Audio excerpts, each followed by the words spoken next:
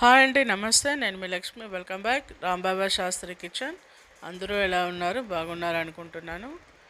ఈరోజు నేను చేయబోయే ఐటమ్ వచ్చి మూరి మిక్చర్ అండి, మరమరా మిక్చర్.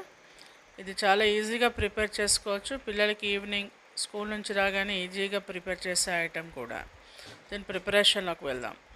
ముందుగా ఒక ప్యాన్ తీసుకొని దాంట్లో ఈ మరమరాలు తీసుకొని ఒక 2 కప్స్ మరమరాలు తీసుకొని లైట్గా ఫ్రై చేయండి. ఒకసారి మరమరాలు మెత్తగా అయిపోతాయండి, అందుకని ఒక ప్యాన్లో తీసుకొని ఒకసారి లైట్గా ఫ్రై చేయండి.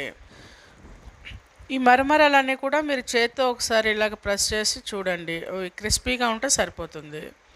వీటన్నింటినీ కూడా ఒక వేరే బౌల్లోకి తీసుకొని దాంట్లో కాస్త పసుపు, కాస్త ఉప్పు, రెడ్ చిల్లీ పౌడర్, ఆమ్చూర్ పౌడర్ని కూడా యాడ్ చేయండి. ఉంటే చాట్ మసాలాని కూడా వేసుకోండి.